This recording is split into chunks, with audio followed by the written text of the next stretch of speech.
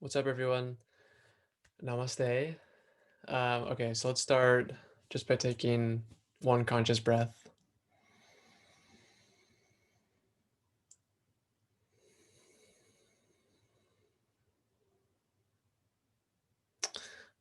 Okay, thank you. All right, so I'm just going to talk a little bit today about the future gratitudes in the gratitude journal because I've been getting a lot of questions about it. And I understand that maybe this is very new for some of you. Um, so it's really, really simple. You just think about something that you want and then you write it in the present tense as if you already have it. So it's like, for example, that this bed right here is right here, right? That's actually there. If I turn the camera, you'd see it. So it's easy for me to say, I am so happy and grateful for this bed that I have to sleep on every night. It's comfortable and it keeps me warm and comfortable at night, right? That's easy. It's easy because we're almost completely caught up in what we can see, hear, taste, touch, and smell and feel. And we think that that is the only reality. And th- that we live most of our lives just reacting, or responding that, that, that's what we see, right? It's what we hear, what we feel. And if we're only caught up in that, then it's hard to create because what is creation? It starts with something that isn't even there. It starts with something that is not seen yet. And it all starts, in your mind. Every single thing you see in the world that is made by man started in somebody's imagination. It had to have.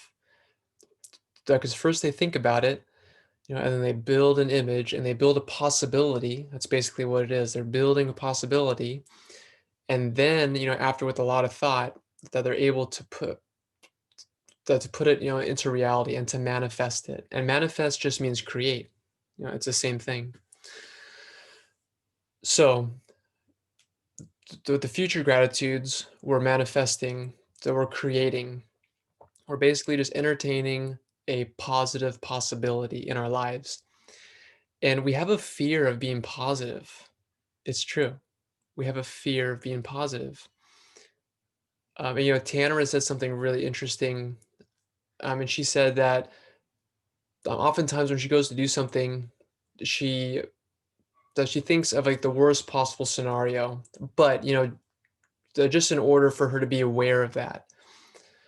And I was like, that's smart. That's definitely really smart. I think, if you can like know, okay, so that's the worst thing, and that's okay if it happens. I accept it now here. Okay. I mean, that way I won't freak out when it happens if it does, and that's great. But if we can also be aware of the best, also be aware of the best possible possibility, and then actually, create that as a possibility, because it's easy for us to create the worst case scenario as a possibility. And where is that coming from? Your imagination. So we can also do the same thing with the best possible, the the best case scenario. And what that does, so as we're doing that, we're not expecting it to happen. Okay, so it's not an expectation. It's just a possibility. And whatever goes on in our mind, right, every part of the body is listening. So, if we can see this possibility in our mind, this great possibility, it will induce a good feeling and emotion into the body. And that's like fuel.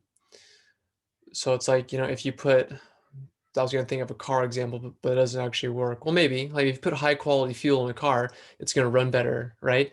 If you put really, really low, dirty quality fuel in a car, it's not going to run that well. So, if you can think about something that you want, right, in the future, think about it right now as if it's happening and see if you can feel what it would feel like in order for that to actually be true. It'll change the whole vibration in your body. It'll change the whole frequency in your body. And then, things will start to come at you differently in life because life is like a magnet and you attract what you are. And you are basically the whatever vibration you're in. And the vibration that we're in is kind of like, whatever we're feeling inside. And the feeling inside is created by whatever thoughts are going through our head most often. Okay, so I hope that makes sense. Um, and then again, the, does I recommend it for the future to do one about yourself? So like, how do I want to be? It's kind of like an I am statement. So I am so happy and grateful that I am. And then, how do you want to be in the world? That could just be qualities. I am happy, loving, and peaceful. You know, th- that I make everybody's day that I come across, better and happier and more easeful. So something like that.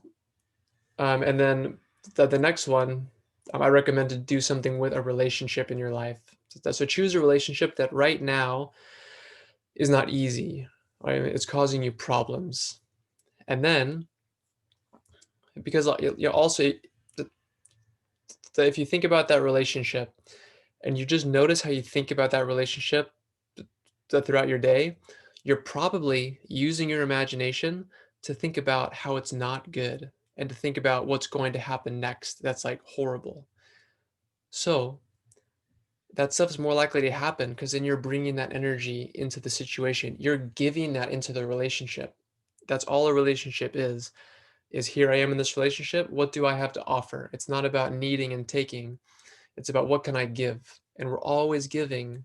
eh, to, to, to, so we're either giving love or we're giving fear. So, if you can think about this relationship and you think about what do I want this relationship to be? What do I want for this person? So I am so happy and grateful that, you know, me and her or me and him are, what? Th- that we're great friends and we love to be together. We enjoy each other's company. We laugh, we smile, we talk, and we hug. What do you want it to be like? And then stop, and you see it in your mind and you visualize that possibility. And so the, for me, this practice with relationships has just been so powerful and so tremendous. Because, like, in your imagination, if you see this person who you have a troublesome relationship with, and you see them like smiling and happy, in your mind, that might be the only time that you've actually seen that person smile and be happy for a long time. Because, like, every time you see them, it's like, right? Because you're feeling that towards them. So, if you start to see them in a different light, then it'll affect the way that you think and feel about them. And then you're bringing a whole different energy into the relationship. And then on the third one, it's like something. So what dream do you have? So what do you want to do in the future, right? And if you don't really, have it, that don't really have any goals or aspirations, then you can do like a world, dream. But it's like, this is what I want to do with my life right now. And so I'm so happy and grateful that I am, right? And then you just write what you want to be doing as if you're already doing it, and then you see yourself doing it. Okay. So the, we're totally flipping the, what we've been taught. That, that, that what we've been taught is that you're not successful until that happens. That you can't be happy until that happens. That you can't be that be thankful or relaxed, until you get this. That, so we're just flipping it. So we're trying to feel already grateful for it. We're starting to already feel that feeling that we want because we only want the feeling before that thing even happens. And then we don't need to have that thing so much anymore. That we'll still work towards it because the feelings inside of us and we're going to still go towards it, but it's going to be to be from a from a to be from a place that's relaxed and calm and content, and that's much more powerful than moving from fear, anxiousness, and worry. And these three things can be the same every single day. Like if there's a relationship you're working on, then definitely it needs to be worked on every single day. So like th- th- that's in your journal you write about that relationship, how you want it to be, that relationship every day, right? And you build this muscle of seeing this person in a different light, and you build this possibility that this relationship can be different, right? And then you do that. And we're really going to be focusing, on a relationship next week. So this is really good practice. Um, okay, yeah. So yeah, I hope that made sense, and I hope that you're really enjoying the Yes Project. Um, and I mean, like the mostly, it's little things, like really, really little things. Like I'll give you an example.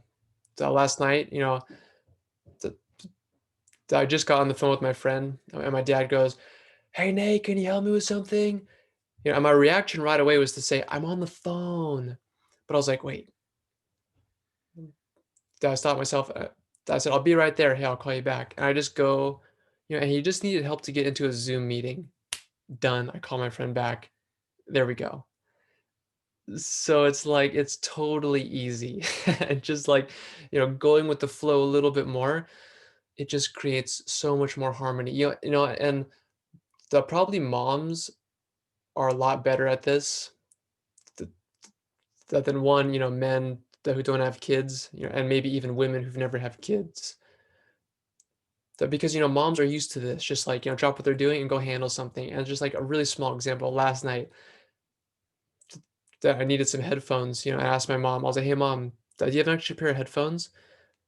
She was using them, and she's like, "Oh yeah, they're in my room. Here, take these." And she just stopped right away and took off her headphones and gave them to me, and then went up to her room and got the extra pair and came back down. I was like, "Mom, thank you so much."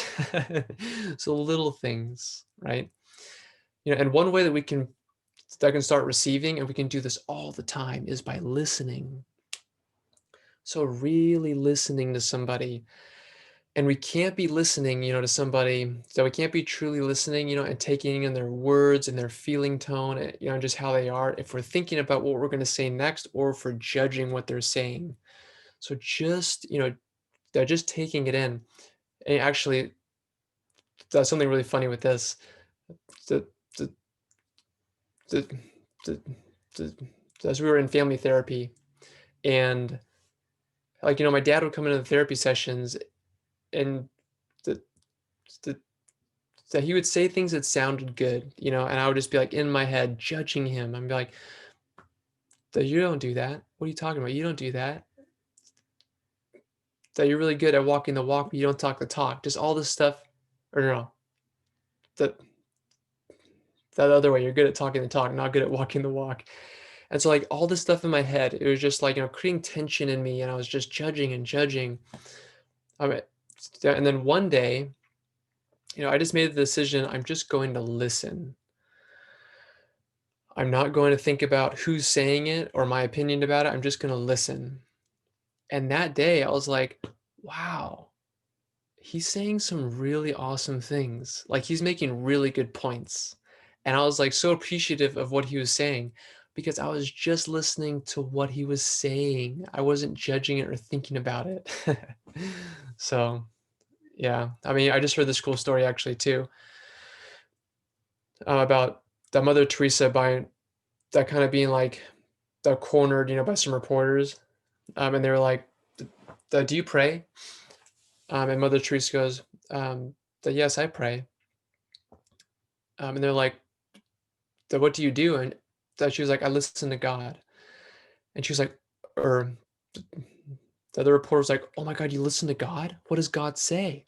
I mean, she smiles and she goes, "That God listens too."